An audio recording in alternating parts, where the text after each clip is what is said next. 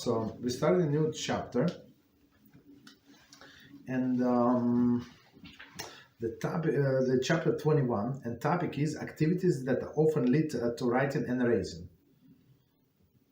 Okay, so it says, as a safeguard against the possibility that a person might write or erase on Shabbos, the sage is prohibited to perform certain activities that often lead to writing and erasing. So as we said before, like that's what we call fences that HaShem obligated our sages to install in their great wisdom, so they live in the same generation or in the previous generations, nothing changes. So they write, so they say, don't put yourself in that situation. Many of these activities are forbidden on Yom Tov as well, and some of them are permitted. The basic rules have been discussed at the length in Shabbos Home, chapter 2 and 5. Okay. So we'll see if we can add something. We'll add. We will deal here with the areas particularly applicable to Yom Tov, and those in which are different between the Shabbos and Yom Tov. Okay. So first one is buying and selling. So as we said before, all of the money, why they're muktzah.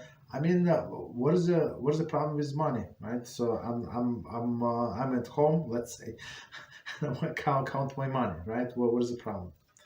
Okay. So let's see. It is forbidden to buy and sell on Shabbos or Yom Tov, even for the sake of the mitzvah. For example, on Erev Pesach, falls on Shabbos, it is forbidden to sell chametz to a Gentile on Shabbos. I'm not sure what day of the week this year the Pesach is going to fall, but I heard somebody they discussed in the shul like very loud. Was it for previous year or this year? Maybe this year is the same. It falls on Shabbos. So basically, we have to leave just enough bread. So if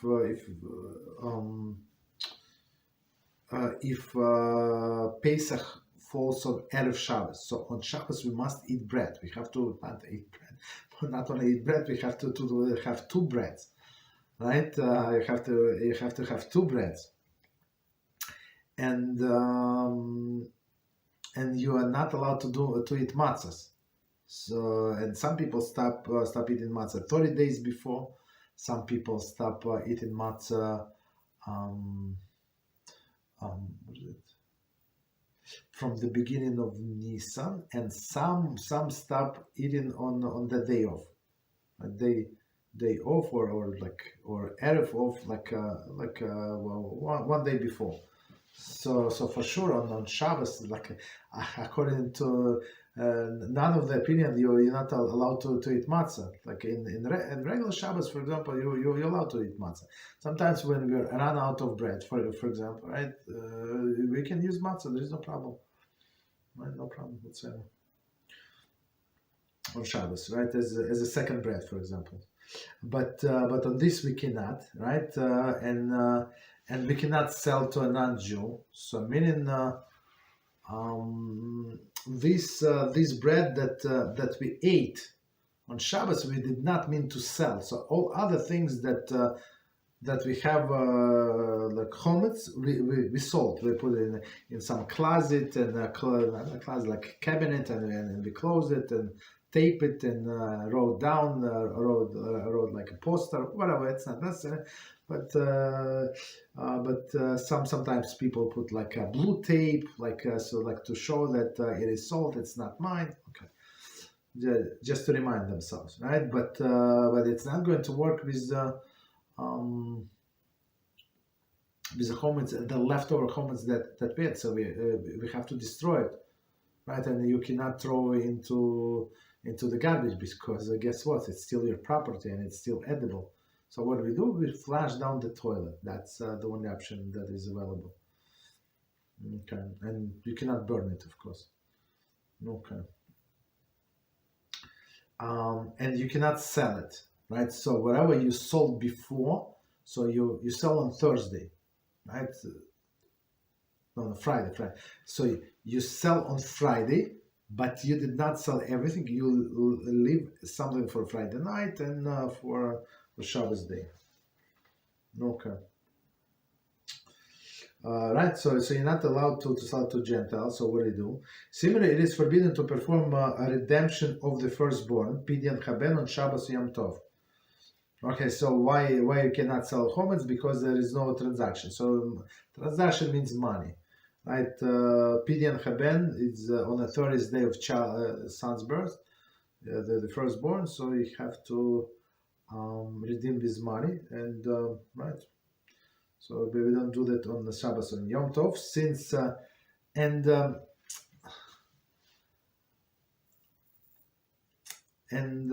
you cannot give him money before the Shabbos as well, before Yom Tov as well. I mean to coin, so it's not going to work. Okay, so continue. So basically not. Since the redemption is similar to transaction, right? It is, but I mean it's similar for sure. You give money. Right? He said, you want son? You want me to take your son, or you want to give me money? Well, what is going to be? On any normal father would give money, keeps his son, of course. It is likewise forbidden to rent or lease anything on Shabbos or Yom Tov. Right? So we lease before that. Okay. The reason the sages prohibit doing transaction on the holidays is that the parties of transaction often make record of it. That's the main reason why we're not allowed to write. I mean, so since we're not allowed to write, and people usually write, especially in olden days. Right? Today, some people cannot even write. They don't know how. Like I remember I asked somebody, do you have a pen in some house? No, I have a pencil. And the person was looking for a pencil. Like they don't use pencil. Younger generation. So you normal. Yeah, he said I do everything in the computer. It's very interesting. Okay. Right, but in olden days, before this computer were so popular, people were writing things down. Okay. Very interesting, right? So meaning what? That I sold this guy for such and such, and he gave me such and such, and he still owes me this, or I owe him. I gave him 30, but actually it costs 45. I still owe you 15. So I don't have now, but I'm going to give you. Like, okay, so that's why all of the transactions forbidden. It is prohibited. The prohibition against buying and selling pertains even to items that are needed in honor of Shabbos and Yom Tov. So there is no, so you can borrow, right? But not buy. There is, however, a permissible method of obtaining from a store items that are needed on Shabbos and Yom Tov. The following are conditions. So, but some stores are owned by non-Jews. Like, and they're in the religious stores, in the religious neighborhood. Like we had this famous store, not too close, but in one of the religious neighborhoods, and it's all owned by a Korean person. He's been there in business, I don't know, for many years. He knows Yiddish a little, and he knows all of the rules, and he opens, and he knows, so he's going to write. So people come to him. I mean, we try not to, but there are many stories. So no, the Jews are going to pay, religious people. Of course, they're going to pay Motzei Shabbos. But sometimes something like broke, something like spoiled, whatever. So people would come, right, and they ask him in permissible way, and he would give them and write down. He's allowed to write down. There's no problem. But they must ask him in permissible way. Okay, so that's a famous guy. Okay,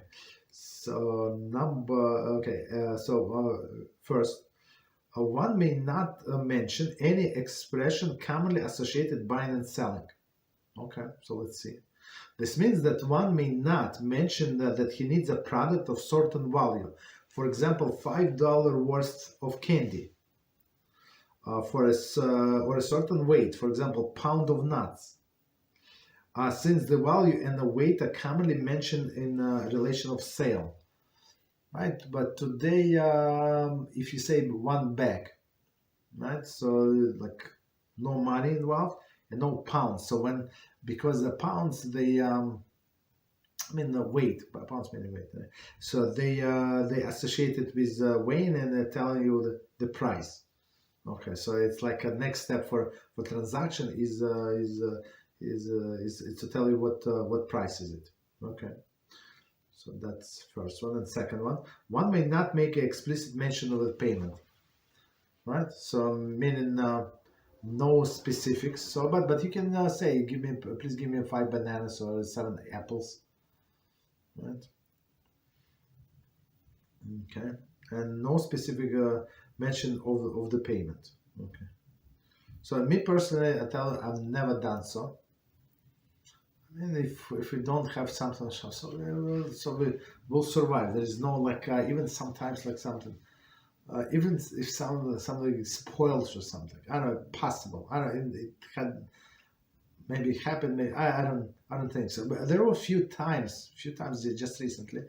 So I forgot to open up a juice, right? So you have to since there is a ring, plastic ring, so you have to open. So that's why my job before Shabbos, I opened all of the containers, and I thought that I did, and I did not. So there was no juice to drink. So we drank something else, drank tea. It's not end of the world. So just but some people they insist.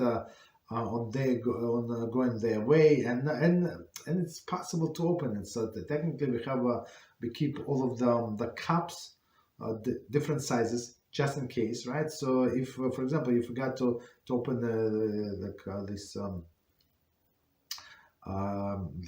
bottle of juice, so you're allowed to puncture the lid, right? Puncture the lid and open it and throw it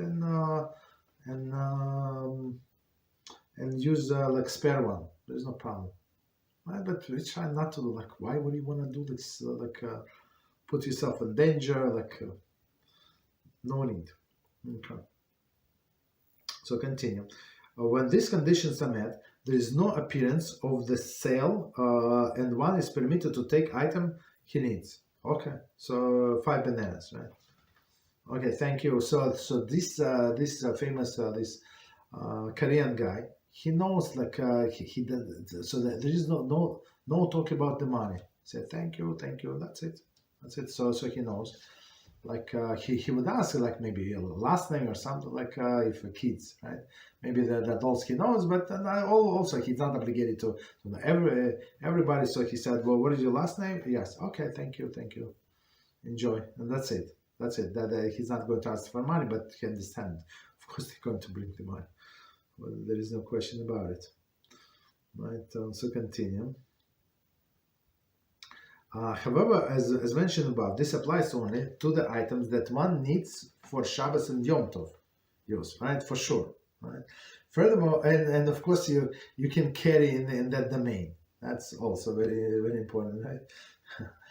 Furthermore, it goes without saying. So I apologize, I interrupt. So meaning it's possible only in a small grocery like that, owner operated. So you cannot go to the supermarket and tell them what of the formula.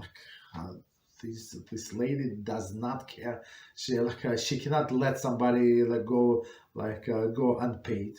You normal. But when you go in a small store, that is possible, right? When the owner behind the counter, he can do whatever he wants. Okay. Furthermore, it goes without saying that the shopkeeper may not open his store in a fashion that he does for a regular business day, but may merely enter to give the client an item that needed on Shabbos on Yom Tov use.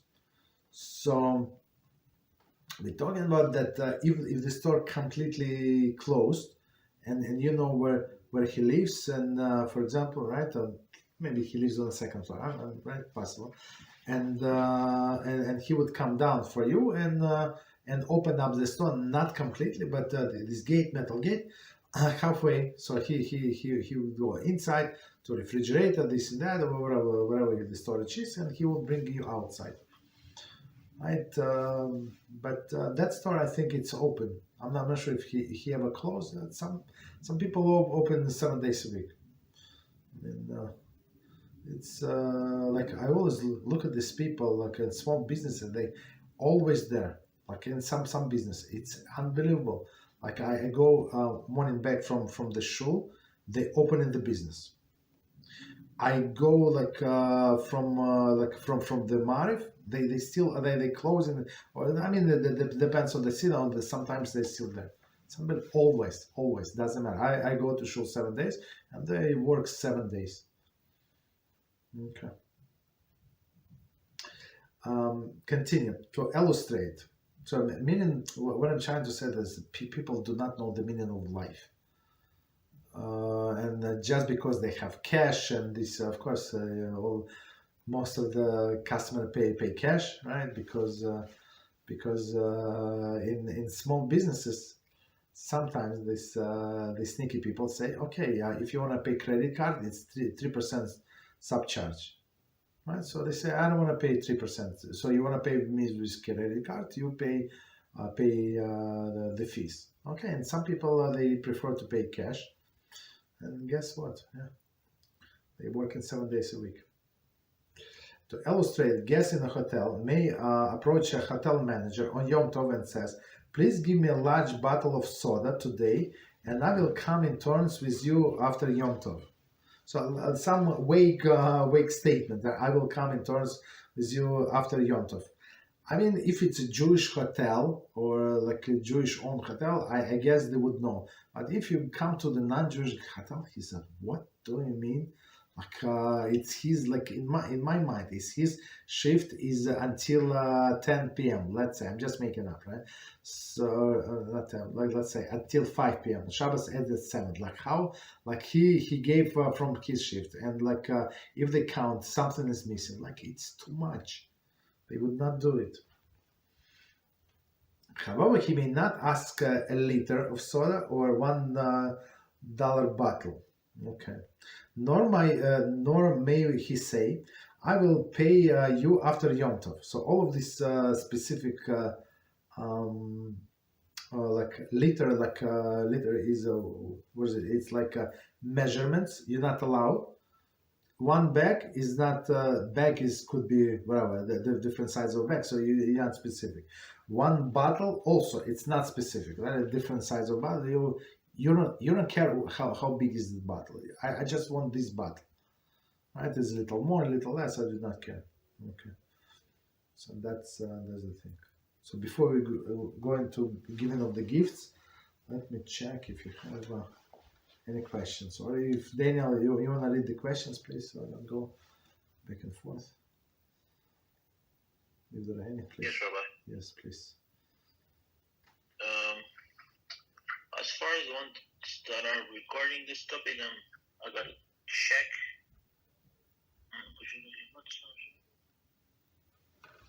Okay, there's a question about eating matzah on Shabbos. I don't know if should I read it? No. Let's leave it for later. That's a good thing, but leave it for later. So I have a question about this.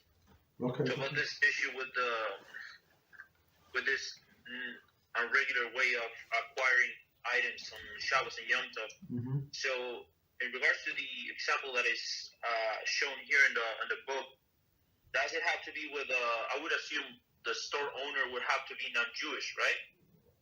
Because otherwise, actually no. One second. That's a good question. No, it could be a Jew. Let's say if he does not do any Melachah, for example, right? If the store closed with a gate like manual, so you can open the door. There's no problem. And he goes there and he knows his way out. He does not have to turn the light. So it's like so it's his store. It's like he gives you something from his house, right? You ask him for bananas. My kids love bananas, so like they don't want to eat. It's too hot. To this, to that. They don't want to eat meat. Whatever they like bananas. Can you get us bananas? So the guy opened the gate, right? And there is let's say there is no light, but the light from outside, yeah, it's enough for him to get you bananas. No problem. So it could be Jewish. Okay. Very good question. Any other questions before I continue? Thank you, Rabbi. You're welcome. But in the case the guy doesn't have the store in the same building, but I don't know, 2 blocks away, and I would assume he has the gates closed, and he would have to carry a key in order to open the gate. Then this would be completely forbidden, right? In case there's no eruv. No, if no eruv, yes, it's absolutely forbidden. But if the eruv, I mean, to simplify the case, so he's allowed to carry this key, because this key, it's not like his office key or his car key. This is a key that is needed for Yom Tov need or Shabbos need, so it would be allowed. We're talking about eruv. Without eruv, that's given, not allowed. Right, and even if the gate is open, even if it is combination lock, right? You just punch in combination, but still the guy cannot carry back. So what is the purpose? You understand? So, any other questions, or we continue? So someone just put a question about this. Okay.